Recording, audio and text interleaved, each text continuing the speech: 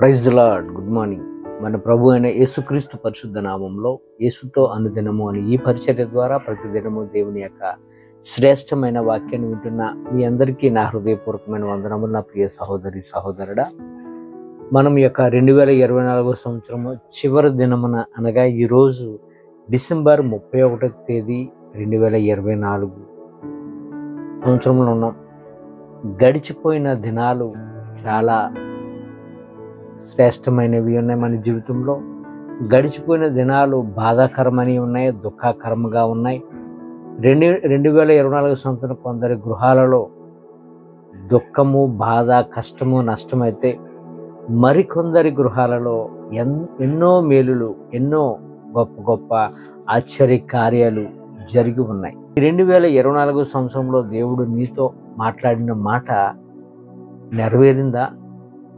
ఒకవేళ దేవుడిచ్చిన వాగ్దానము నీ పట్ల, నా పట్ల నెరవేరలేదా? మనం చెక్ చేసుకుంటే 2024 సంవత్సరం మీ పట్ల దేవుడు చేసిన మేళ్లను ఏమైతే ఉన్నాయో ఒకటి పిన్ టు పిన్ మీరు రాసుకొని దాని కొరకు దేవుని నామంలో ఘనపరచన దేవుణ్ణి. మీ పట్ల చేసిన ప్రతి క్రియను బట్టి, దేవుడు మీ పట్ల చూపినటువంటి గొప్ప కార్యాలను బట్టి కృతజ్ఞతాస్తుతులతో దేవుని సన్నిధిలో 2025 సంవత్సరంలో మనం ఈరోజు రాత్రి మనం వాచ్ నైట్ సర్వీస్లో మనం ఎక్కువగా ప్రార్థనలో గడపాలి. ప్రార్థన పూర్వకముగా 2025 సంవత్సరంలోనికి మనం అడుగు పెట్టాలి. ఎందుకు అంటే మనం ఇప్పటి వరకు ఏ స్థితిలో ఉన్నామో అది మనకు తెలుసో తెలియకో మన యొక్క స్థితులను మనం చూసుకొని ఉన్నాం. ఈ 2025 సంవత్సరంలో మనం మరి ముఖ్యంగా మన యొక్క ఆత్మీయ స్థితి అభివృద్ధి కొరకు ఎక్కువగా ప్రార్థన చేయండి. అడగండి ప్రభుని. మన బలహీనతలు ఏంటి ప్రభుని అడగండి. మన బలహీనతల నుంచి మనం బయటికి రావాలి. మనం దేవునికి దగ్గర అవ్వాలి, లోకానికి దూరం అవ్వాలి. అటువంటి విధముగా ఈ 2025 సంవత్సరము మనందరి జీవితాలు దేవునికి బహు దగ్గరగా ఉండాలి. దేవునిలో ఎక్కువగా గడపాలి. ఆత్మీయ శక్తిని పొందుకోవాలి, పరిశుద్ధాత్మ శక్తిని పొందుకోవాలి. గొప్ప కార్యాలు చేసేవారుగా మన యొక్క గాడ్స్ ఆర్మీ మినిస్ట్రీస్లో ఉంటున్న ప్రతి ఒక్కరూ మార్చబడాలి. అందు నిమిత్తంగా మీ అందరి కొరకు మేము ప్రార్థిస్తున్నాం. కనుక మనం ఎక్కువగా ప్రార్థనలో గడపాలండి. మరి ముఖ్యంగా చాలా మందిలో ఏముంటుందంటే మనలో ఉంటున్న బ్యాడ్ ఏంటంటే మరి ముఖ్యంగా స్వనీతి అండి. మనలో ఉన్నటువంటి స్వనీతి ఎక్కువగా మనల్ని ఏం చేస్తుందంటే దేవునికి దగ్గర కాకుండా చేసేస్తుంది. చాలా ప్రమాదకరమైనది స్వనీతి అనేది. మనకు మనమే నీతిమంతులమని చెప్పేసుకుంటాం. నేను అక్కడ అది చేస్తున్నాను, ఇక్కడ ఇది చేస్తున్నాను, అక్కడ అది మొదలు పెట్టాను, ఇక్కడ ఇది స్టార్ట్ చేశానని చెప్పుకుంటాం. మంచిదే, అవి చేస్తున్నాయి, మీరు చేస్తున్నారు, కాదనట్లేదు. కానీ అది చెప్పుకోవటం వల్ల, దానివల్ల గొప్పలు చెప్పుకుంటాం. నిజానికి మీరు చేసేది ఎందుకు చెప్పుకోవటం? దానివల్ల ఉపయోగం ఏంటి? నీవు చేసేది నీవు ఇచ్చేది ప్రభు అయిన యేసయ్య ప్రతిదీ కూడా ప్రతి ఒక్కరిని కూడా చూడట్లేదు అనుకుంటున్నావా? ఆయన సమస్తము చూచుచున్న దేవుడైన ఆయనకు అసాధ్యమైనది లేదు. సమస్తము చూస్తాడు. ఆయన పరిశీలన చేస్తున్నాడు. నీవు కాముగా చేసుకొని వెళ్ళిపోతే నీ ఫలము అధికమగును. కానీ నువ్వు చేస్తున్నది పదే అక్కడ ఇక్కడ నువ్వు చెప్పటం వల్ల నీ ఫలం ఏమైపోతుంది? ఎందుకో తక్కువైపోతుంది.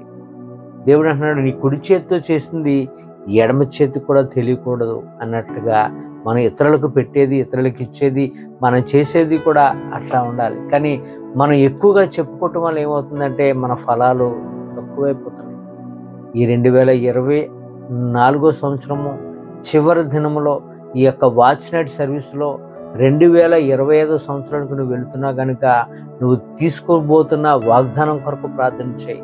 ఎత్తిపెట్టి డే 1 స్టార్ట్ జనవరి 1వ తారీఖు 2025 సంవత్సరము మొదటి రోజు మొదలుకొని మరలా 2025 డిసెంబర్ 31 వరకు కూడా నువ్వు దాని కొరకు ఎత్తిపెట్టి ప్రార్థించే నా ప్రియ సహోదరి సహోదరుడా. అది నీ పట్ల నెరవేర్చబడకపోయినప్పటికీ కూడా దాని గురించి నిత్యము ప్రార్థన చేయి. దేవుడిచ్చిన మాట అది, దేవుడిచ్చిన వాక్ అది. మనం ఎక్కువగా మనం చేసేది ఇతరులకు చెప్పుకోవటం వల్ల ఏమవుతుందంటే మన ఫలాలు మనం పొందుకోలేకపోతున్నాం. ఉదాహరణకు లూకా సువార్తలో 18వ అధ్యాయము 9వ వచనం నుండి 14వ వచనం వరకు చదివితే తామే నీతిమంతులమని ఇతరులను తృణీకరిస్తారు చాలామంది. అటువంటి వారిలో ఇద్దరు దేవుని యొక్క ఆలయంకి వెళ్ళారంట. మనకు తెలిసిందే ఈ మాటలు. వెళ్తే పరిసయుడు సుంకరి.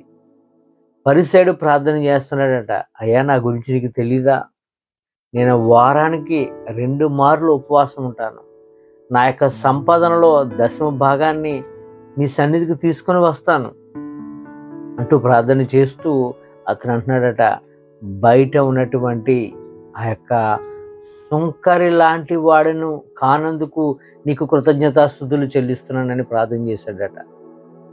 నిజానికి అతడు చేసింది కరెక్టే. ఏంటి కరెక్టు?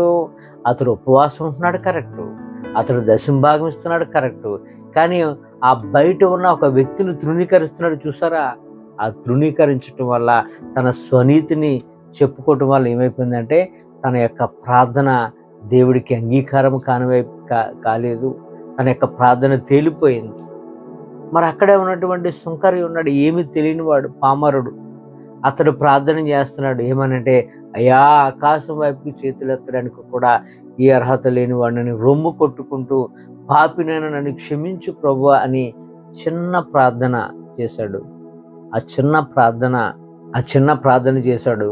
ఆ ప్రార్థన దేవుడికి ఎంతో ఇంపైన ప్రార్థనగా మరి తీర్చిదిద్దబడింది. ఎందుకంటే అతను ఎవరి మీద కూడా తృణీకరించలేదు, తనకు తానుగా తృణీకరించుకున్నాడు కనుక ఆ ప్రార్థన శక్తివంతమైనది. ఇలానే చాలామంది కూడా మనకు కనిపిస్తూ ఉంటారు. ఇలానే ప్రార్థన చేస్తారు, ఇలానే జీవిస్తూ ఉంటారు, వారు సేవ చేస్తూ ఉంటారు. సేవలో కూడా మరొకరిని బేరీ చేసుకుంటూ, మరొకరిని తప్పుపడుతూ, వాళ్ళ మీద వీళ్ళ మీద లేనిపోని మాట్లాడుతూ సేవ అంటూ సేవలో తిరుగుతూ, మరి ఇటువంటి వారు లేరనుకుంటున్నారా? చాలామంది మన మధ్యలోనే ఉన్నారు. వారు ఎలా ఉంటున్నారంటే వారి బాహ్య రూపము సూపర్ హోలీ గెటప్గా ఉంటుంది, సూపర్ స్పిరిచువల్ హోలీ గెటప్గా ఉంటుంది.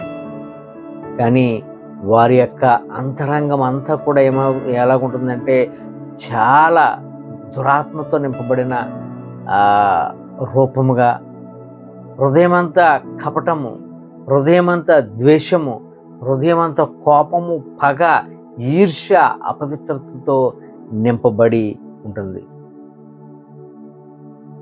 కనుక ఈ 2025 సంవత్సరంలో అడుగు పెట్టే ముందు నా ప్రియ సహోదరి సహోదరుడా, నీలో ఉన్న స్వనీతిని తొలగించుకో. మొదటిగా నిన్ను నువ్వుగా తగ్గించుకో, నిన్ను నువ్వుగా ద్వేషించుకో, నిన్ను నువ్వుగా విమర్శించుకో. నీ తప్పులేంటో నువ్వు మొదటగా చూసుకో. ఎదుటివారి తప్పులు ఎప్పుడు కూడా ఏలిపెట్టి చూపించొద్దు, అది మంచిది కాదు. స్వనీతిలోనికి వెళ్ళొద్దు ఎప్పుడు కూడా. స్వనీతి నీ ఆత్మీయ స్థితిని మృంగేస్తుంది, దేవునికి దూరం చేసేస్తుంది. దాన్ని వదులుకో, ఇప్పుడే వదులుకో. దేవునికి సరెండర్ అవ్వు, పాపిని ఒప్పుకో, నిన్ను నువ్వు తగ్గించుకో. దేవుడు నిన్ను హెచ్చిస్తాడు. 2025 సంవత్సరంలో నూతన కార్యాలతో నిన్ను, నీ కుటుంబాన్ని, నీ బిడ్డలను, నీ యొక్క పరిస్థితులను, నీ ఉద్యోగాలను, నీ వ్యాపారాలను దేవుడు అత్యున్నతమైన స్థితిలోనికి తీసుకొని వెళ్తాడు. ఎప్పుడు నిన్ను నువ్వుగా తృణీకరించుకో. ఇతరులను ఎప్పుడు తృణీకరించొద్దు, ఇతరుల మీద ఎప్పుడు బురద చల్లొద్దు, ఇతరుల మీద ఎప్పుడు చాడీలు చెప్పొద్దు. నిన్ను నువ్వుగా తృణీకరించుకుంటే, నిన్ను నువ్వుగా జడ్జి చేసుకుంటే ఎవరు కూడా నిన్ను ఏలుపెట్టి చూపించలేరు. ఈ కొద్ది మాటలు దేవుడు మనందరి జీవితంలో నెరవేర్చి 2025 సంవత్సరంలోనికి మనల్ని అందరినీ కూడా నూతనమైన స్వభావములతో దేవుడు మనల్ని అందరినీ తీర్చిదిద్దును గాక. ఆమేన్. God bless you.